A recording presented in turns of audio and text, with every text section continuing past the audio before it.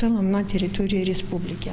За сутки лабораториями Якутии проводятся также, за прошлые сутки проведено 2718 исследований на коронавирус, но мы также в общей цифре 2500-3000 исследований в сутки продолжаем держаться, исходя из тех потребностей, которые у нас сегодня есть. На что бы сегодня мне хотелось обратить внимание, это на ту тенденцию, которая сложилась у нас в медицинских организациях. Медицинский мониторинг всех больных, которые проходят через медорганизации Республики Саха-Якутия, говорит о том, что более 75% больных относятся к больным или вирусоносители, относятся к возрасту младше 65 лет. Это активное население.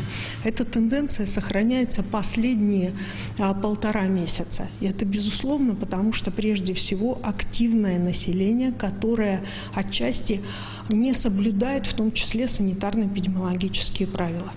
Среди тех, кто у нас находится старше 65 лет и с хроническими заболеваниями, действительно, они у нас и находятся в группе риска. Медикам с ними непосредственно работать значительно сложнее.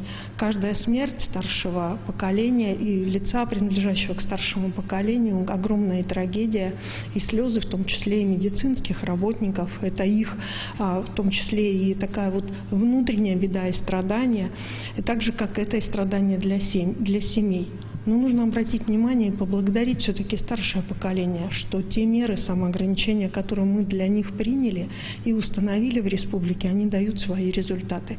В любом случае их меньше заражается. И сегодня хотелось бы обратиться в целом к гражданам республики в части выбора. Ведь тогда, когда мы говорим о том, что кто-то заболел в коронавирус, или кто-то в него верит или не верит, мы делаем выбор. Выбор между здоровьем или нездоровьем, когда, например, принимаем решение провести семейный юбилей. Или, например, кто-то в родительской группе говорит о том, что я не верю в коронавирус, поэтому давайте, родители, соберемся на выпускной, а после окончания школы и соберем наших детей. Будем делать так в этой ситуации, делайте выбор. Выбор между здоровьем и нездоровьем, как своим, как близких людей, так и непосредственно просто незнакомых для вас людей.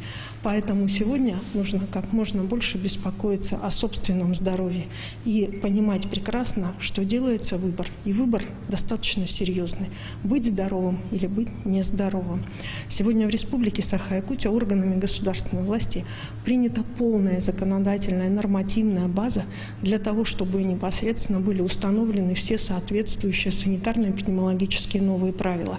Их необходимо просто соблюдать и делать свой выбор между здоровьем или нездоровьем. Спасибо большое.